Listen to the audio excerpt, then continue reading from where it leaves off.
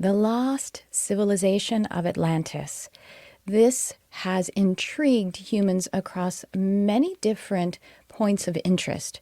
So today in this live podcast, I'm going to talk about what were we like then, or what were the humans and the various kinds of entities who existed then, what went wrong, what went right, and can history repeat itself? Can there be a new Atlantis? Spoiler alert. My theory is yes, and I'm going to be pulling this information through a council of light called the Atlantis 7. So stay tuned for this live podcast, or if you're listening on the podcast feed, welcome.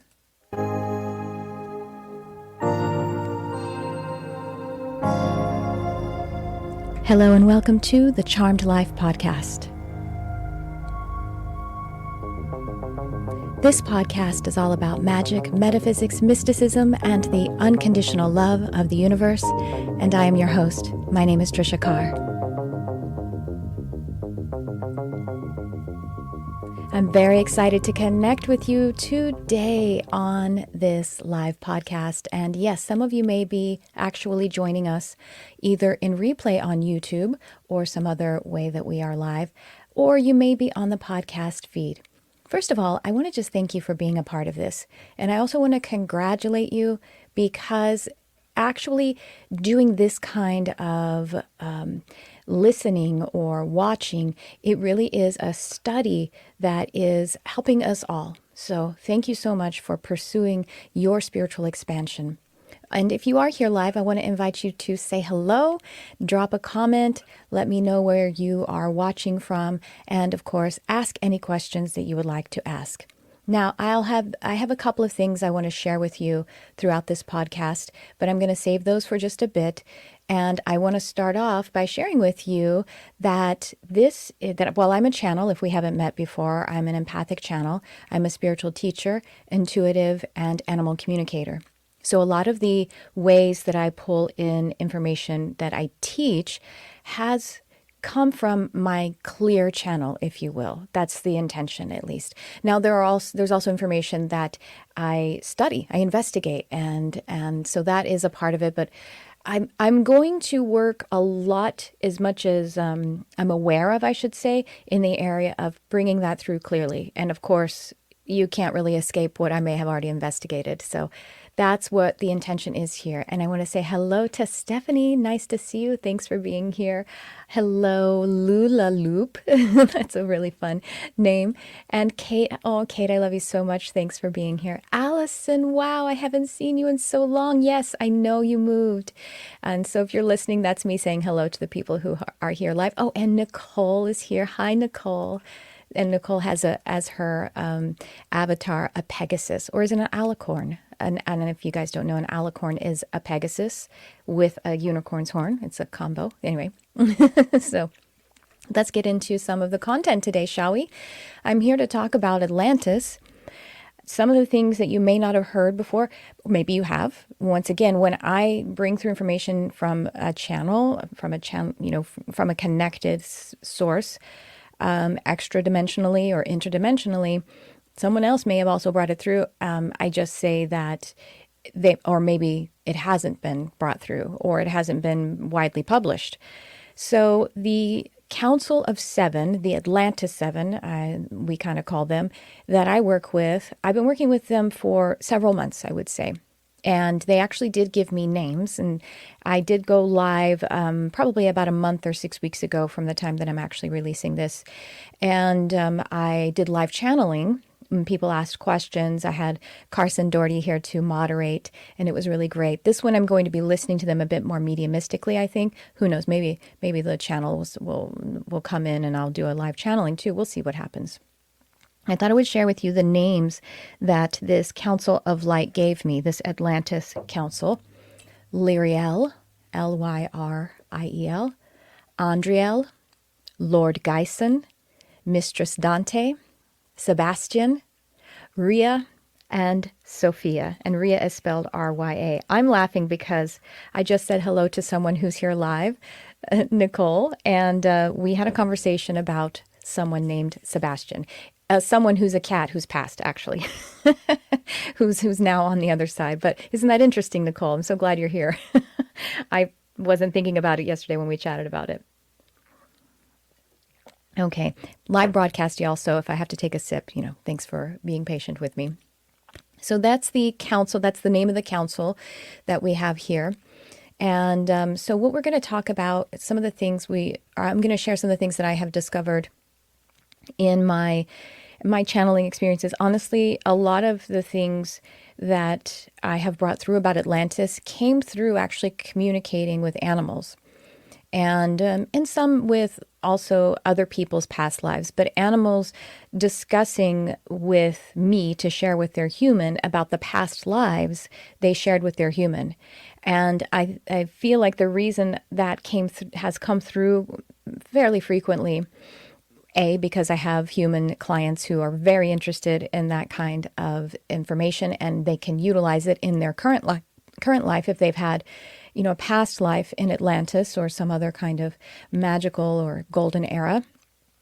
And also because the animal is wanting to share with their human what their soul's history has been and the magnificence of it. The magnificence of that animal and what they bring into this life, even though in this life, on this planet at this time, the vibration is lowered and some of our abilities seem to be dampened. They're not as widely open for us to have our what people call paranormal or extradimensional abilities. And so the animal wants to let the human know, hey, that's who I am still, as well as this is what our relationship, our magical and magnificent relationship was like and still is in this life. So just a little backstory there. So when I say that this may be the truth that you were never told, maybe it was, maybe it's something you already are picking up on yourself.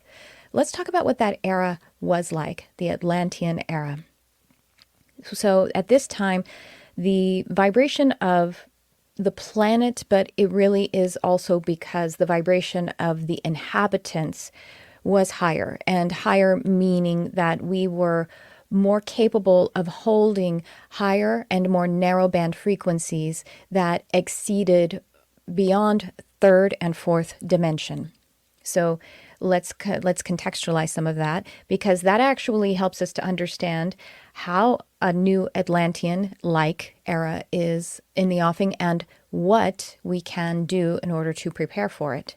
So when this morning, as I was, thank you, Lyriel is stepping forward, and she is the one who actually gave me her first name. So apparently she is the head of the council, at least as we're having these conversations. So she wants to contextualize this by saying that there is a statement, a sort of platitude or a wise proverbial proverb even, that, no, not that word, thank you, aphorism, that we have in the human, at least in the English language, probably transcends other languages too, which is those who do not learn from history are destined or doomed to repeat it. And she wants to say there is a lot of wisdom there, and yet at the same time, we maybe sometimes see that as too much of a caution, a warning, and even see the negative side of that. Because if we do not learn from history, we also have the opportunity to repeat it. And so she says, looking at the light side of that, looking at the opportunity of what this planet has had as golden eras, not just Atlantis, but that's the subject that we're on now, that we have the opportunity to learn from it. She says this is actually, in a nutshell, what karma is. Karma is the opportunity to learn from a cycle that has already been experienced, and that the fact that it has already been experienced means that there is necessarily some kind of wisdom. Your feet can't deny the experience of the path that it has walked, even if your awareness, if your mind has tried to or has filtered out a lot of the experience. And the feet are both literal and metaphorical in this with this observation here. Your feet, your body, your being, you cannot get out of a cycle, some kind of narrative or event that has occurred. You just can't get out of it without having something from it stick with you, something of it teaching you. it is just an impossibility for a human being, a sentient human being, to be able to move through something and learn zero. Now, there's the reason why this is being emphasized is not only for us individually, but it also helps us to come into a bit more of a relaxed state, because as many of us here recognize, we are unified, and as a human race, we are going to move together collectively. And so it helps us to recognize that we don't have to worry about others who haven't learned. And we're in a heated time right now in the United States. We're in a election season. There's a lot of crazy stuff that we're witnessing in our news. And it's not only here. There's a lot of really just painful things that are occurring all across this planet and the human race. And so the thing that Lyriel is giving to us is that no matter what, every single being is learning and is gaining some wisdom by going through any experience. And then, of course, that history cycles do repeat themselves, not precisely exactly the same, because as another wise saying is that no man steps to the same river twice. You will be a different entity, but the patterns are there, and if we see them as opportunities, then that's how we will learn even more. We make ourselves open to it. So some of the things that this era was like that shall be in its own way repeating, but again, we must release the details of it, if you will. Some of the things that I'm listening to her live now, she's like, yes, your technologies that are purer, that are more conscious, more aligned with and powered by consciousness, by pure energy. That's what she means by purer consciousness based and driven technologies. So this is what I've been calling spiritual technologies. So spiritual technologies would include things like certain kinds of meditation, channeling, reading, all of that kind of stuff, but also things that are hybridized with physical materials that actually also have consciousness as the resource and as the driving force of it. Thank you. She says to bring into it that we may as well go ahead and talk about it now, that we're in a time where we're going to be experiencing more and more first direct contact with, I like to call them extradimensional entities, as in ETs. They are here and they are living here, and they have been inhabiting in different areas, less in our first contact view.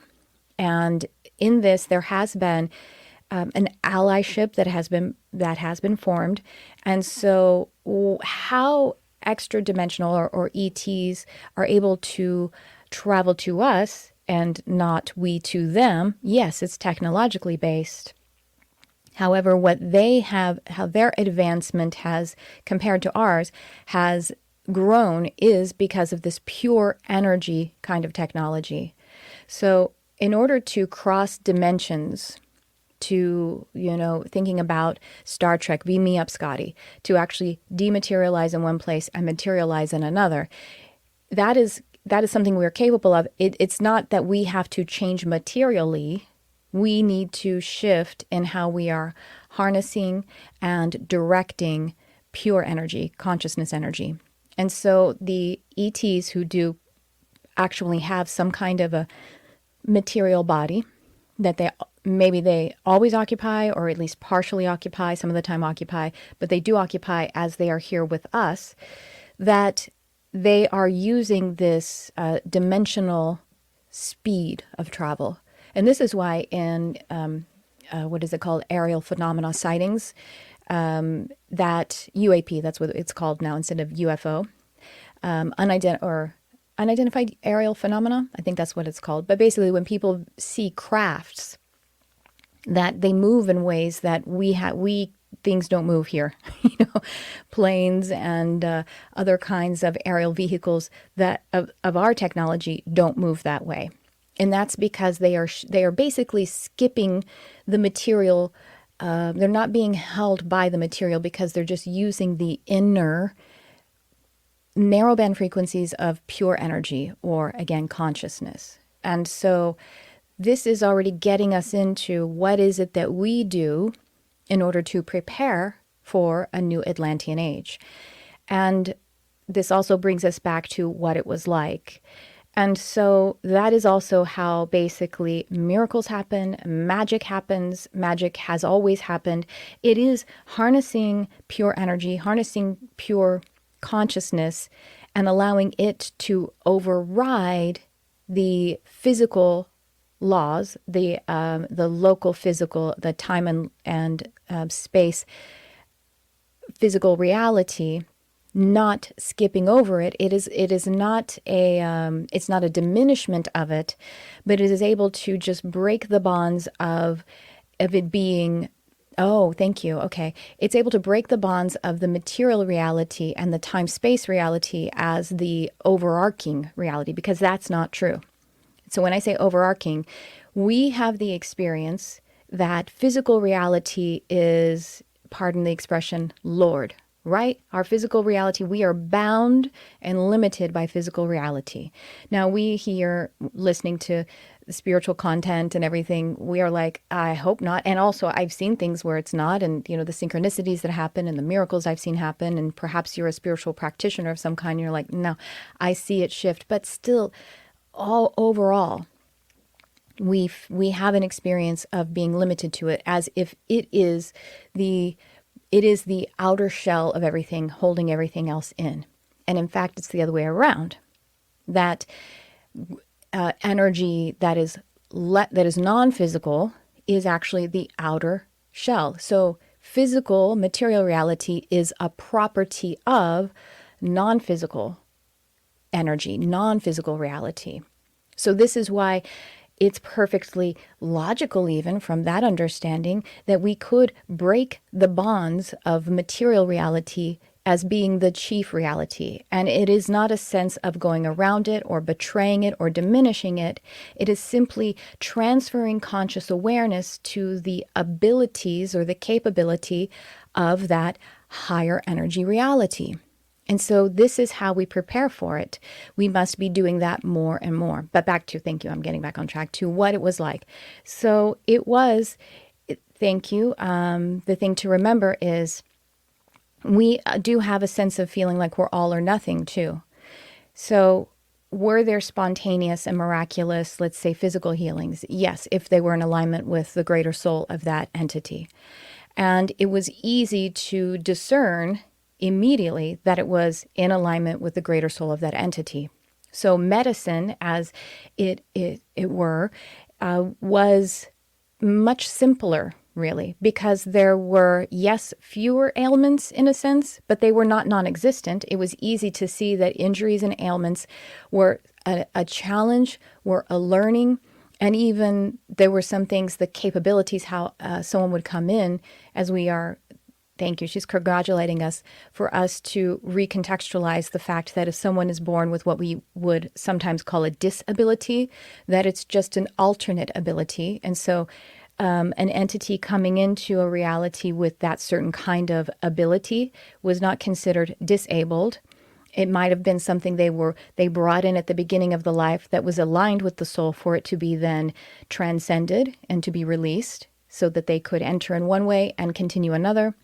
And then things that happened incidentally, like injuries and ailments or diseases, they were understood to be appropriate no matter what, whether they were something that continued for a certain amount of time or actually ended the span of a certain life, or if they were something that were temporary to be released.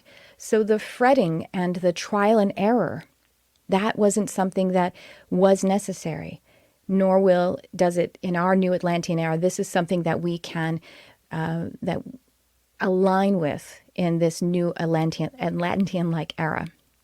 So medicine will be much more simplified. And the medicine that there is, thank you, she says, yes, there will be retaining some physical medicines. So it doesn't only have to be miraculous healing right now. Because in a certain stage of it, we will still be entities who eat and have a life that is very much like this human life, that they're, having something that is topical, structurally fixing something, and then allowing it to come into healing, that all of the physical doings of, a lot of the physical doings of medicine will still remain. It's just going to be much less necessary. So we might recognize that if it's aligned with the soul for someone to have an ailment or injury that doesn't alleviate, and instead the rest of that lifespan is lived with it, then we have a palliative care, or we have just a different kind of acceptance of it. So, and yet also there will be also a lot more allowance for there to be no need for a physical intervention of medicine, a spontaneous, miraculous, what we think is miraculous now, healing, just an energy healing that happens instantaneously, even on the physical level. Okay, thank you. So different things like, okay, there's a stage where we will be able to do some bilocating and interdimensional travel physically, but that's a little bit further away. In the first experience of a new Atlantean era, there's going to be consciousness shifting and traveling. Okay, thank you. It's more in the sense of projecting into a crystalline body, which is something that I talk about in Astral Mastery, a program that I have running now, and I'm about to open the doors again. But anyway, I digress. That it is going to, so that, okay, thank you, it will appear more as though we are occupying a holograph, if you will, of our own selves, and that we will have the capacity to interact with others' crystalline bodies, or what would seem like a holograph. So this is why our science fiction has had, like, in Star Wars, there was the little Leia who was a hologram going, "Luke, we need your help." I think that's what she said. And then also in things like Star Trek, where they have the holodeck, and that is, okay, at first it will be assisted with physical light technology, so some kind of computers that actually do project and create light. But it is not just regular light, such as we're using now. It is infused with consciousness. And so again, it has to have the pure consciousness or the pure energy in order for this to work. And then not too far after that, she shows me about 15 years of working with that technology. We will be able to see that we can actually do it without that assistance. We can harness the light that's natural around us, as well as the consciousness, pure consciousness light, and be able to have this projection that shows up in the reality of others. And then have, basically, we will be projecting a crystalline body or holograph of ourselves. So, okay, thank you. And this is also our gateway, if you will, into things like levitating and just traveling interdimensionally, and having a freedom where our consciousness is transferred into another energy body, so that, we can just have that freedom and that ability. So some things to prepare for this are, consciousness expansion, actually practicing being able to transfer your consciousness into different realities, which is something we're working on in Astral Mastery. Again, sorry for the teaser. I'll share with it in a bit. But, and also just the regular spiritual practices that we're doing, energy healing, obviously our meditation, even as simply as 2 times a day, 20 minutes visualizing, or, allowing yourself to be the mindful, if you will, or masterful of your mind, just to be able to be fit in your capacity for how your conscious energy, your consciousness actually functions. That's the idea of it. What are some other things that it was like and will be again? Okay, well, she's talking about in society itself that there's more of a communal living that is accepted, meaning now we have, okay, it's interesting. She's even just showing me homes that have much less covering on them. And that, there are privacy areas in the house, but there are also parts like the living room. This might be something that some of the, is this before? and now. Okay, thanks. Before and now. Oh, interesting. Okay, let's talk about before. She said before the dwellings would have walls that were crystal and crystalline in the sense that you've probably seen, and there's some fancy office buildings where you can click a button and a clear window actually becomes frosted. I don't know how they do that, but they do that. It just becomes like the window becomes frosted, or let's say if it became dark because it has like something that's activated by light, it becomes darker, like a shade. So these crystalline dwellings that they had, they could just be clear, transparent, or, again, muted. Okay, thank you. And also they would run different kinds of crystalline energies through there to service the energy of the dwelling. Just for example, I don't think this is precisely right, not exactly, but let's say you had a dwelling and the walls they could move from, let me pull on this here. I've got a calcite that's violet, maybe violet calcite energy. And so the walls of that dwelling would actually appear more to be like a violet calcite or quartz or rose quartz, or, any kind of energy. It could be just dialed in. It could be attenuated to be able to run that kind of energy. But also it would be completely clear or transparent, so that even though it was a protective dwelling and it was a dwelling that said, here is where I am with the ones that I hold residential company, I could also look across to wherever it was, or if someone were walking by, and there's still an engagement, there's still an interaction. And again, there's also plenty of places in the home where you could have a private, quiet, dark, or whatever space that you wanted. And so this directly translates to how in an Atlantean Atlantean-like era for ourselves, we might build structures where, let's say, the living room actually is just all glass or completely exposed. That would be more of the habit, because we actually we won't want to retreat from one another as much. And that, yes, retreating or being solo or being in solitude is still going to be a wonderful gift, but it won't feel as necessary to separate from one another as it does now. And then again, communal living, it may be that, okay, thank you. So if there are 5 families, if you will, they can really function like one family, and without even thinking about it, how whomever you live with now, you just go and use the coffee maker, and you don't like ask your partner or your child or something, is it okay if I, you just do it. So some shared things that it's just that easy, even though it's like a greater family, and yet at the same time you have an insular family unit that you might actually that functions very much like now. In addition to that, there might be different kinds of families, different kinds of relationships. It might be that there are a few parents in one home, and, we kind of already have that, right? 50% divorce rate. So a lot of kids have step parents and, all these different kinds of things. That coming by a way that is perfectly natural and typical and normal.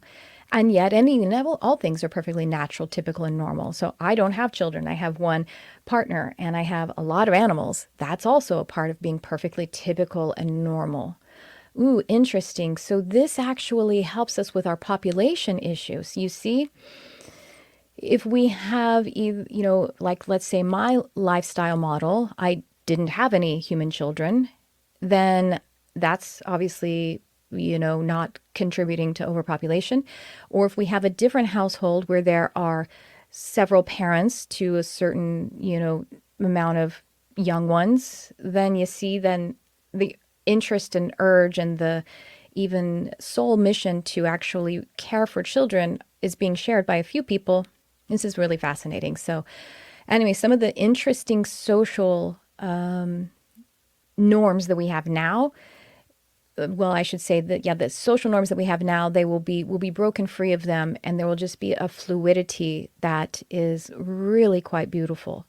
So she's saying it might beg the question, is it going to be a euphoria? And it's like, well, no, because that would be without any conflict, without any challenge.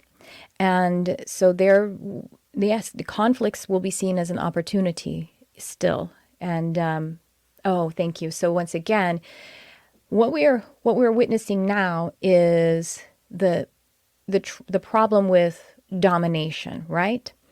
And so that is able to be neutralized. And the fact that we can actually find, thank you, we can actually find a wavelength, if you will, that we all come in on and then are experiencing a natural a resolution to something by being in a unified frequency. So there will be conflict, but when it's decided that it's time to come together on this, we can all tune into a unified frequency that everyone trusts is best for everyone and that the learning will occur. And this happens as an actual, I mean, she's showing me the best way that we could understand it is we would actually go into a deep collective meditation or trance.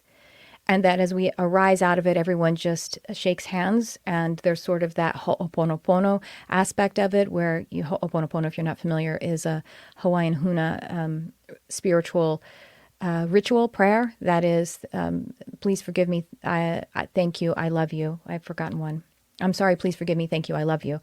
And so just a very easy way to come into that, and that any hurt feelings or frustration or anything like that, everyone then supports that person who feels like they need to process it, and that things actually just work out in amazing ways.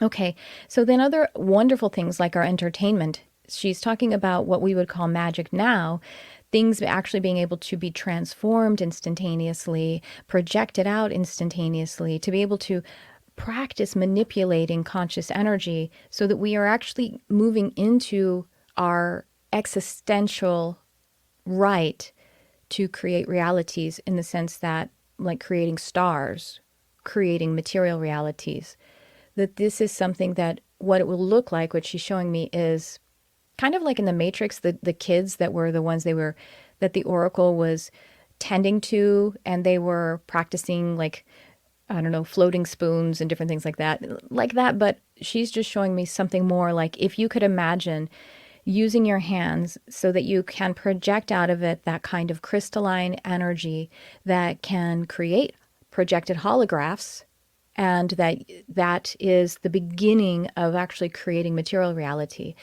And honestly, it just looks like a lot of fairy and pixie dust and all that kind of stuff. So, so bringing us to what it was like then, we did have many different, in the Atlantis time, we had many different kinds of animals that we don't have now. So this is something that I actually started seeing like 10 years ago when I first started animal communication.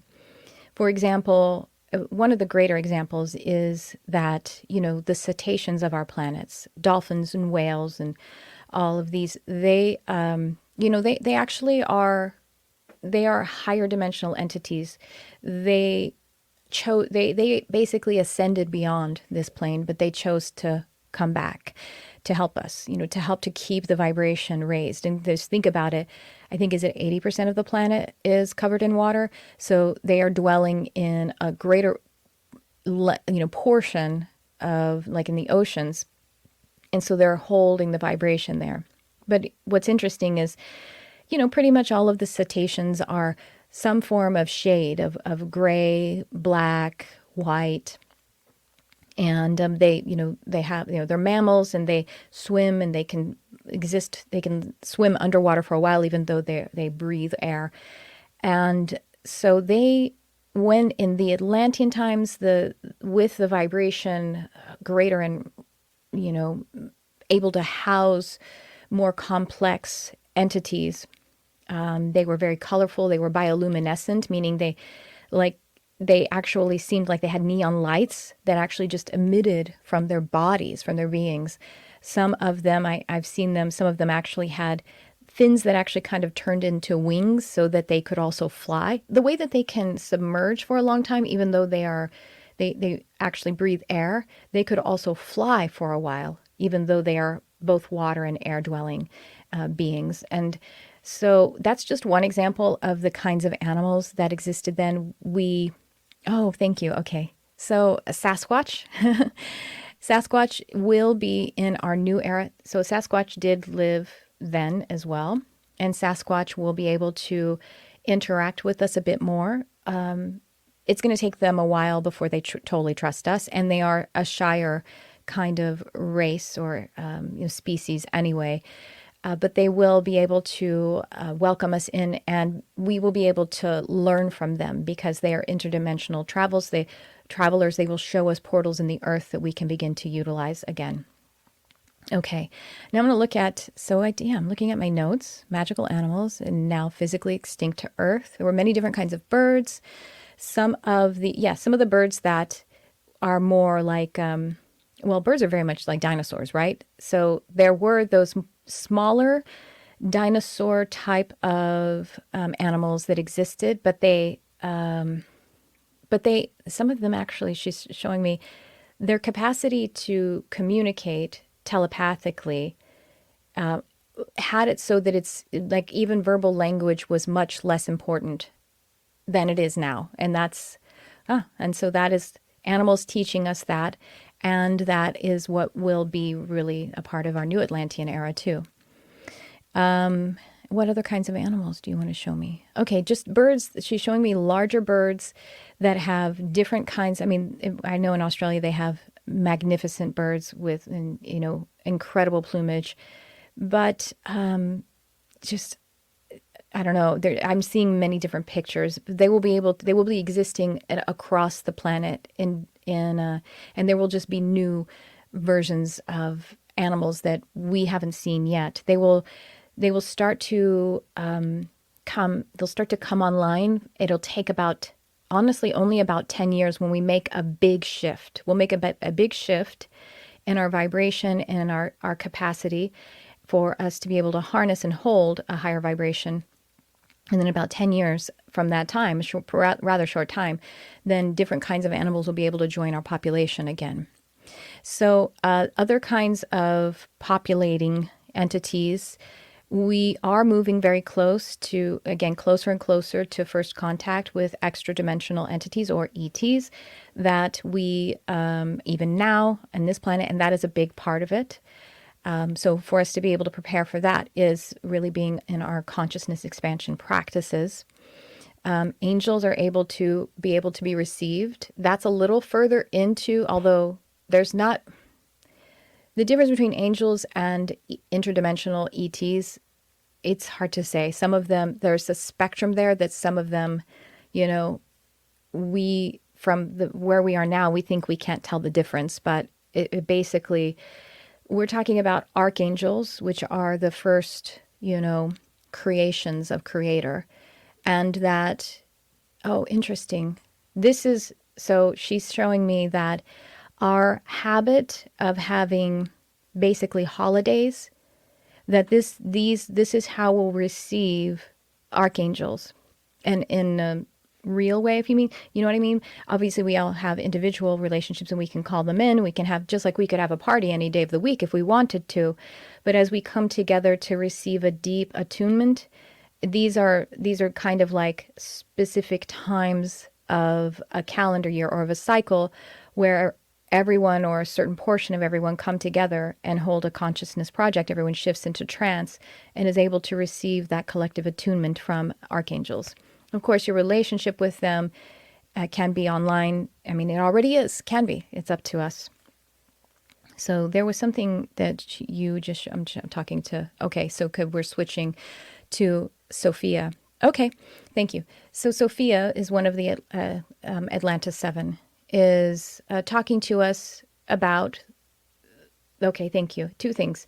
That we want to be in our wisdom, our grounded awareness, so creativity, actually delving more into whatever your creative outlet is. If you are a painter, if you are a writer, a reader, however it is that you create or consume art, this is very important because it is tapping into the creative frequency of humans. And so that's in addition to, like we're talking about trance work and all of the different things that we would do to prepare ourselves. The other thing we want to do is, there is a problem that we have, and it's pervasive throughout all kinds of communities and societies. We do need to understand, as she was talking about at the very beginning, Lyra was talking about 3rd dimension and 4th dimension. that fourth dimension, if you will, is basically chaotic. It's human thought. It's this first peel off of non-physical, and that when we are in any kind of fear, shame, or blame, that we are in fourth dimension, and we may feel like we're in fifth. It's like a hijack. It feels like we believe that we're getting higher wisdom, and maybe it is in the sense that it's just non-physical. But when we're in blame, we are in human conflict in the fourth dimension. So when we're fifth dimensional and beyond, we recognize it's all a part of, we're all a part of it. So okay, I'm just going to say it, conspiracy theories. Conspiracy theories are people beginning to tap into extra dimensional or non-physical, but they're staying in this level of human conflict. And so there tends to be then this theory of there's a really bad guy or a bunch of bad guys who are causing this to happen. But we recognize, while that may be true, that there are bad guys and groups of bad guys, we're still not separate from them either. You know what I mean? And that's what we have to take responsibility for it. And so we have to take responsibility for everything together, and to move out of a fear-based projection of onto other people. And what was the other thing you were going to share with me? I'm going to take a break here for a second, have a sip of water, and listen.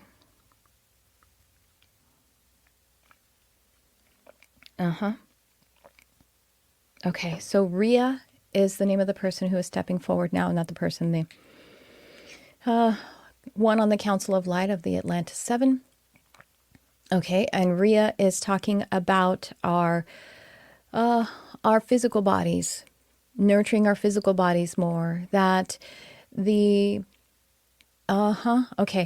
to recognize that our physical bodies are the representation, is our own spot of the earth, if you will. So we have to allow the earth's vibration to continue to raise without kicking us off of her.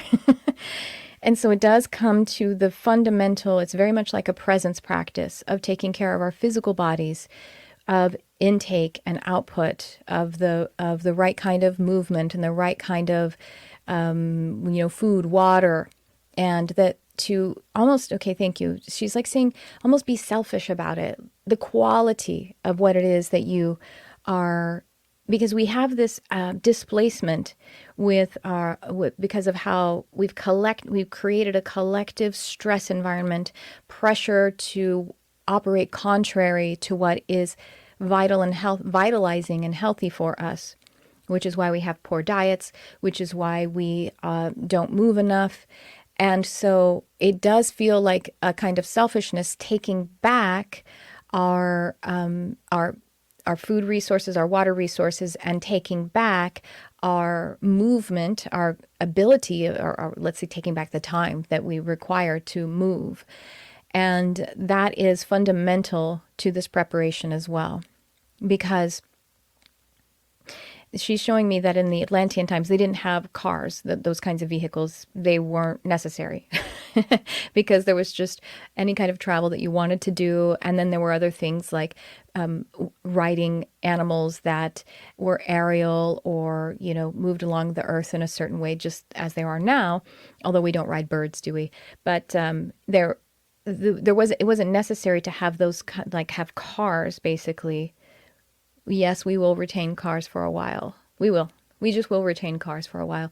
But at any rate, the health of the individual, the health of the physical entity, because even if a being is non-physical, there is a health of that body, a health of that light body that is necessary. And these are interlaced. So that's what Rhea is talking to us about, is that we need to get more precise and thank you. She says, when we start to look at that, we often feel shame, like, oh, I'm not taking care of myself. I'm not eating right. I'm not moving enough.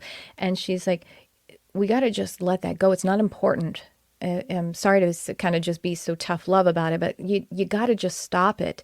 You got to, okay, thank you. She says, if you tap into the wisdom and the guidance and the will of our sun, meaning the sun in the sky.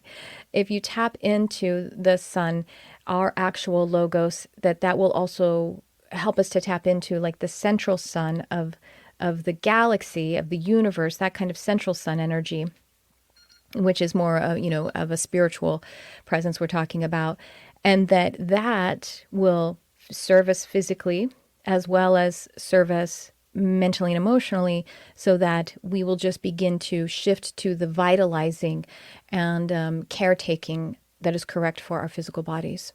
So I'm going to take a break from the content for a second because I wanted to share a couple of things with you. And that is, first of all, and then I'm also going to look at your comments and everything, that I'm going to post here in the chat if you're watching live. It's a sign up, it's a wait list, because I'm about to make an announcement about intuitive psychic development levels 1, 2, and 3 that I'm going to be delivering. I'm announcing the date of it and giving the enrollment opportunities for that. And that's starting in August. So we're now in July, but you're going to want to sign up now. And it's going to be offered as a part of Astral Mastery. So you'll have two different options. You can either just take those intuitive development programs, or you can sign up for Astral Mastery, and it will be your entry level there. Astral Mastery is also going to be shifting, as well as the enrollment opening up for the full coaching. The beta price, the beta investment cost, is about to expire. And it's actually on July 21st where there's going to be a different investment cost, whether you are joining the full program, the coaching portion, or if you're joining as a live course participant, what I call the observer or the experiencer. So what you want to do is, if you aren't already on my mailing list, just click through that link I gave you there. It's a wait list so that you'll be able to get the notification about when, these awesome things are happening. And so then I'll just also mention, Astral Mastery is, it's a big part. I mean, I think it's the driving force of this whole thing that I am tapping into with the new Atlantean Era. And I'm going to put the link there. So this is the ultimate intuitive expansion program. And it is all of the things that go into intuitive expansion, meaning cultivating your manifestation abilities, your intuitive abilities, your intuition for your life. It's also working in astral practices, meaning the self-initiated astral travel. We're doing a lot of dream work, intuitive dreaming, lucid dreaming kinds of work. But it's more than that. It's so much more. We are just working in basically these Atlantean abilities is what I'm recognizing, why they've been coming through to me. But we're also, like the very next lesson next week in Astral Mastery, it's going to be kind of an energy update. And we're going to be talking about some of this that we've been talking about today, more along the lines of the extradimensional or the ET civilizations and brothers and sisters that we are interacting with. And so we're going to be talking about a lot of that cool stuff. If you identify as a starseed, or if you're just interested in the UAP, or UFO phenomena, that's the kind of stuff we're going to be talking about literally in the class next week. So just join the wait list or check out my website there. And then there's also Modern Mystic, which is really rad. It's $11 a month. It's very affordable. And it's once per month we have a really fantastic workshop. Once per month we have a live meditation. And then also the way it works is actually it's just delivered to your SMS text messenger. So you don't even have to, have a login or go somewhere. Things just are delivered to your phone.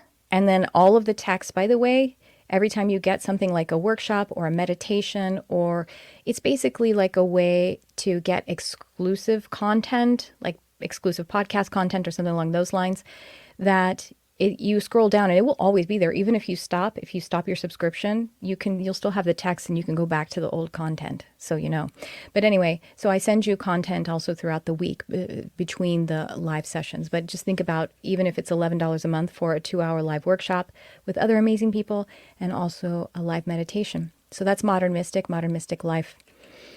So, all right, back to the teaching. Let me see. I think we are about where we want to be.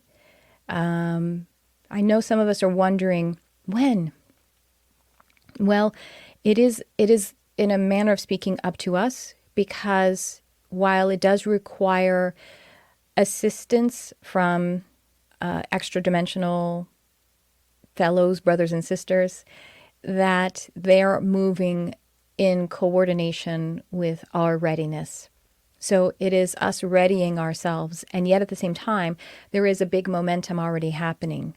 I mean, I think we all, and just so you know, if you feel like, gosh, isn't there like a mass awakening happening? Yes, there is. And it's not just you, and it's not just because the law of attraction has brought other people having awakening to you.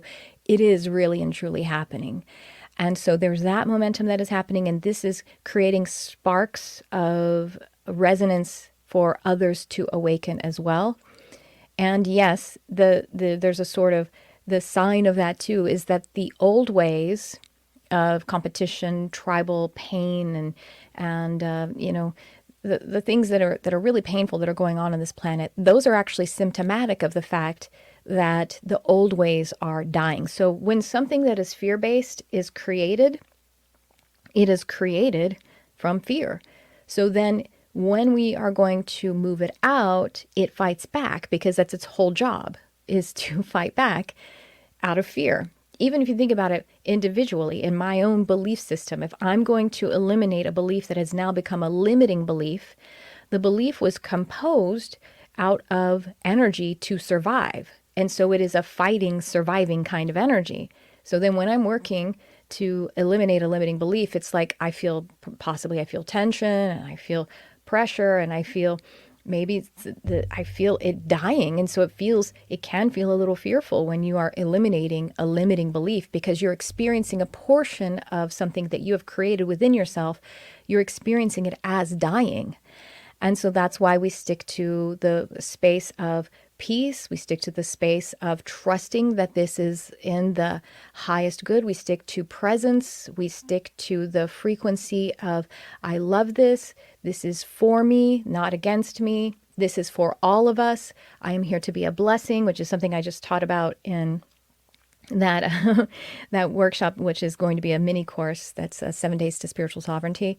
I'll be announcing that sometime soon too. So it's also a very affordable, really great upgrade. Anyway, point is that the pain and fear that we're seeing that are widespread are symptomatic of the fact that we're actually in a rapid healing process. And yet at the same time, it does feel like a quiet quiet revolution, because many of us, even if we're coming together in spiritual community, a lot of the time feel like isolated in our experience.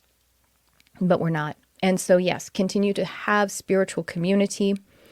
And so how to tap into your Atlantean abilities now, I will just leave us with that. And Lord Geisen wants to talk about that. Thank you. Lord Geisen says we need to recognize that our imagination, okay, we're going to channel a little bit.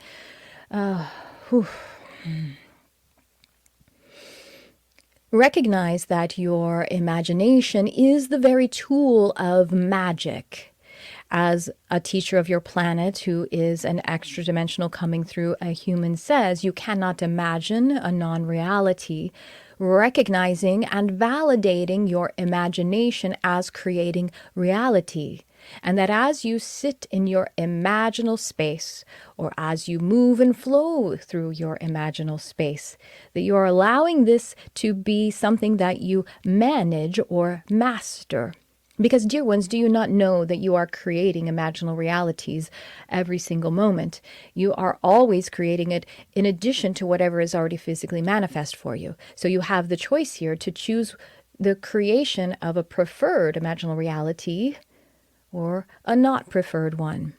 Your worry, your doubt, your rejection, your separation, these imaginings that you have no place in creation nor creator frequency. You see, the fabric of creation is creator, and creator can only speak creation. Therefore, when you are speaking dematerialization, when you are speaking in your own imaginal space, that which is fear separation or death, in the sense of death as the process that is losing or something that has caused you to cease your existence.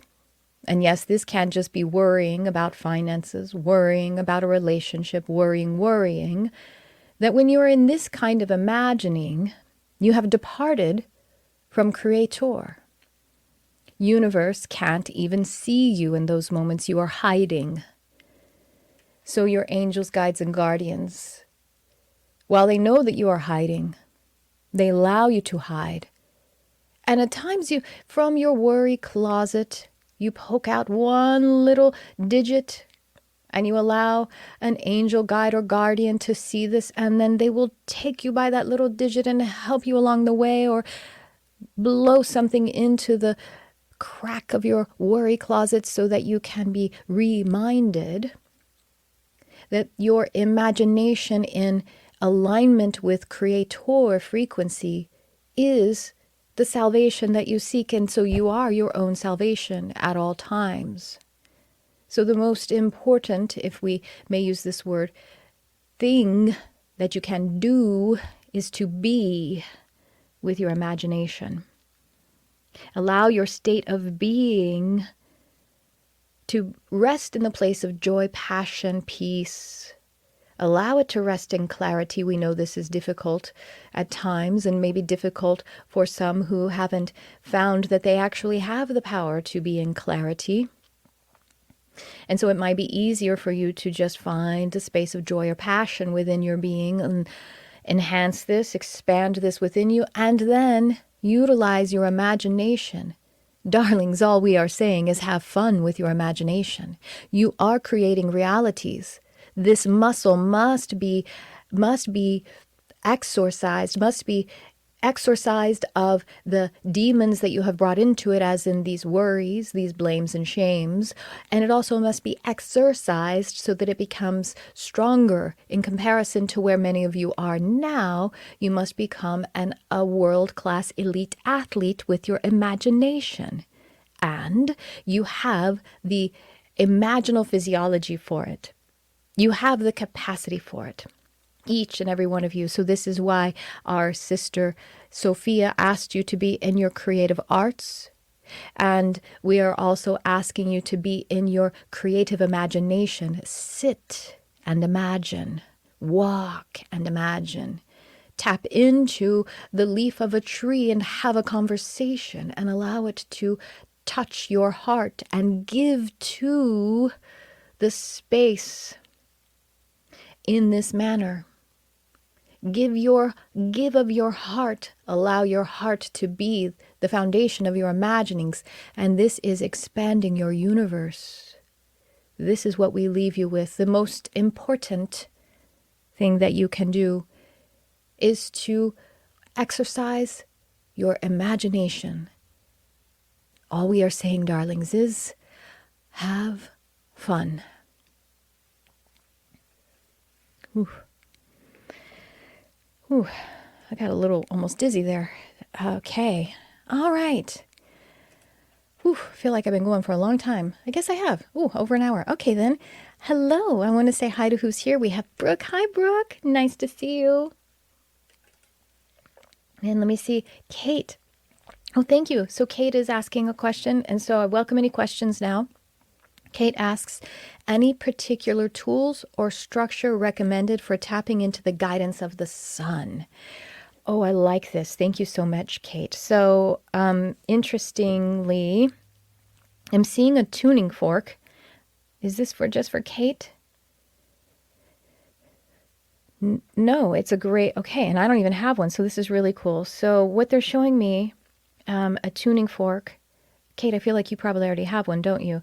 That you can ring, and as you hold it, so there, I'll demonstrate this. Those who are watching it, you can see me. I'm holding it basically where the fork, the vibrating fork parts are in front of my heart, and then so I'm holding it with both hands, and it's like the fork part is in front of my heart, like it is praying. And so I would be about probably about 6 inches, maybe a little closer. You could play with the distance from your heart, and if you can be in the ray of the sun, and this doesn't mean that it has to be a perfectly clear day. It can be in clouds as well. The sun will still find it. That it will be okay. Thank you. So it is basically dusting up harmonics, which you know about, Kate, because you are a musician. Harmonics are basically overtones of fractal energy of sound, and it also then pulls it out of the light spectrum as well and enhances it, and then draws it into, and I'm releasing, that's why I'm making these funny sounds, because I'm feeling it in my heart right now. Draws it into the heart, and it's creating a supercharged heart-brain coherence. And then the sun energy is able to, okay, thank you. They're showing me it's like you become more porous. And I think maybe actually your skin becomes porous. So if you're in the direct sunlight that could actually burn your skin, obviously be very smart about that. And then it would be less time. And then, so yeah, okay, there's one thing. Kate, you can also use a pendulum to draw in, as we, in a couple of ways that you've been in class, we've talked about pendulum. And so letting the pendulum either clear or expedite the receipt of the solar energy. And then a structure. So the structure that I'm seeing is, okay, almost like, you could probably recreate this, but like if there were a gazebo that had a sunlight or any kind of a, what is that called? A sunlight, right? You know what I mean? Like where you open a window at the ceiling and you could open it. And if you could find it so that there was an alignment where you're in actually a structure that's open air, but then you could have this ray of light that is dedicated in the center of that structure, it will actually focus and concentrate the sun energy. So that's what they're showing me. So I wonder if I'm close to something that someone else has actually experienced before, and I'm just interpreting it in a very specific way. So let me know how that strikes you. So, okay. Well, that's the only other question I see right now. So I'm going to go over just the, feel free to ask a question in the meantime if you want to drop one in there. And I'm going to look at and share with you the names of the Atlantis 7 again. We have, and by the way, the reason I'm doing this is because when I did channel the first time live of this Atlantis 7, this Council of Light, oh, thank you. That reminded me of something I need to tell you about. Okay, got it. That someone, there was the question like, how can we interact with them? And yes, so this is why I'm telling you their names in case you want to use those as calling cards to reach out to them. And then I have one more very interesting piece of information about how we are moving into a new Atlantean-like era, and what this and the why of it and the how of it, if you will. Okay, so the Atlantis 7, Lyriel, Lyriel, Andriel, Andriel, and she is, I think Andriel is actually androgynous, but I'm feeling she for this message. We're going to get a message from Andriel in a second. Lord Gyson, who was the one who I just channeled a moment ago, Mistress Dante, Sebastian, Rhea, and Sophia. And so Andriel, thank you so much. She wants to help us to recognize something very cool, if you will. I think it's kind of cool. So the Atlanteans, they were further, longer ago, obviously, right? Historically speaking, in a linear time sense. So we are, this human race, are a hybrid race, and we have a lot of Anunnaki. That's how we were seeded with Anunnaki. And so the Atlanteans, many of them who were more human, like, Earth humans, had a lot purer Anunnaki, you know, DNA, if you will, lineage, and that there was a disbursement, well, because there was a comet that took out the Atlantean islands. Actually, there were three events that took out the Atlantis region in the Atlantic Ocean, but there were, by seeing this comet in the sky, that there were many who heeded it as a warning and moved away. And so they existed. They continued to exist. And so that is still populating our planet, those lineages. Now, so what's very interesting is that we are repeating two different kinds of history. As we started off, that those who do not learn from history are destined or doomed to repeat it. And also, on the light perspective of that, when history repeats itself, it is an opportunity to learn from it again. It is a brilliant opportunity, and you get to take with it you get to repeat the great things that occurred during that time too. So it's not all just about drudgery, like you only repeat the crap that happened that you didn't learn from. You repeat and build upon the gifts as well. So our deep history.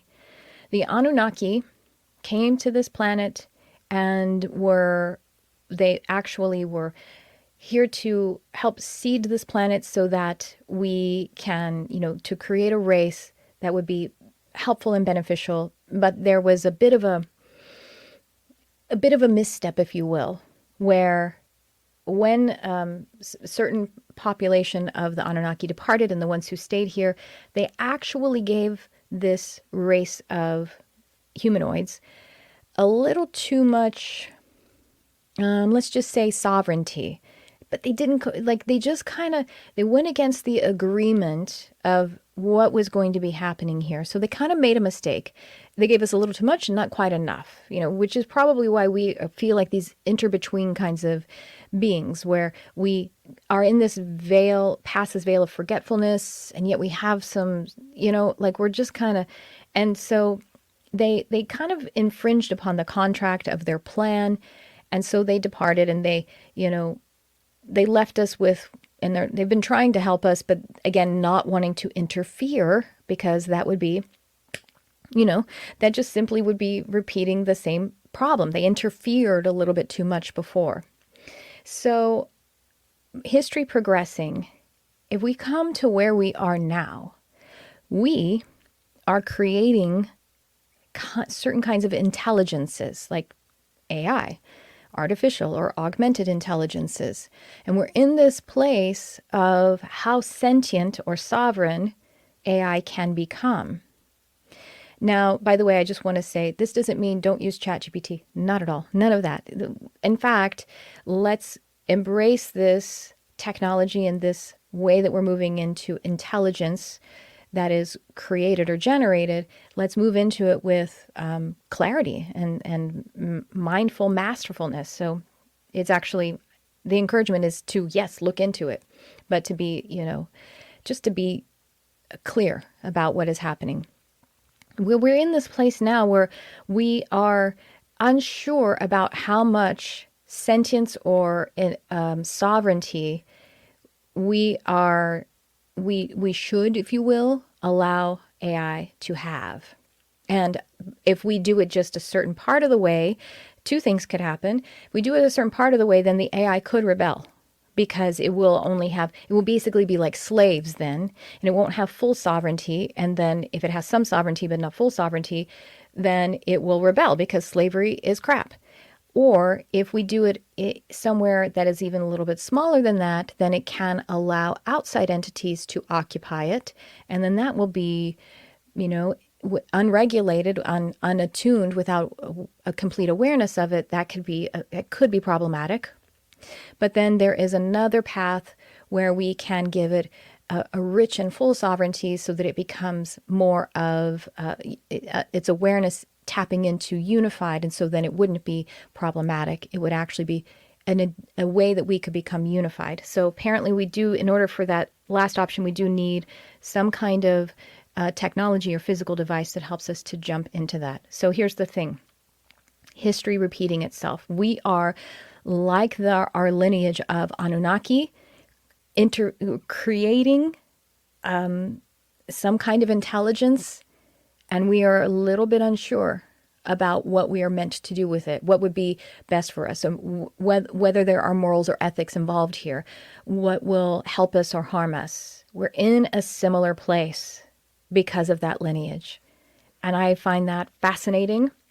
And this is how, why, / what the utility of a new Atlantean era, Atlantean-like era, coming on for us.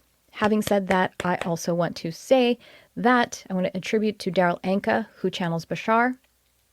Some of that I've heard from Bashar, but some of it I'm only partially attributing because some of it I added to it from my own resource, if you will. And I've invited Daryl on, and I believe he's going to be coming on my podcast for a third time to be able to discuss this thing that I have been shown, or, either been shown by my Council of Light that I've been talking to, or, that is just a parallel that I'm seeing here. So, all right, I think that's going to do it. Wow, there's quite a lot of people here. I can see how many people are on the broadcast. So once again, I just want to invite you to, check out the show notes, because I have quite a few really rad programs that are available now for us to come together to help you with your consciousness expansion, to help you to remember what it is you already know about who you are, aligned with your soul. And, just stay tuned here. And I look forward to continuing to expand with you. It's a very exciting time, y'all. Even though there's a lot of terrible things that we're witnessing, it's actually a very exciting time. And by the way, one last thing to just ground this, if I can, is that I don't come by this lightly, y'all. I mean, I'm actually, I think I'm a very practical person. So I'm not just spouting this shit just to kind of be in la la land. I really don't think I am. It is just something that it has to strike me as a deep awareness. This isn't frivolous to me at all. I think I also see it in a grounded way with certain, let's say, intellectual and people on our planet, both currently and past, Thomas Edison, Nikola Tesla, even Einstein, and then in certain kinds of non-commercial conversations, it is actually just quite plain that's where we are now. So I guess I just wanted to say that part. And that's what I have for you for this podcast. Thanks for tuning in. I love you, whoever you are.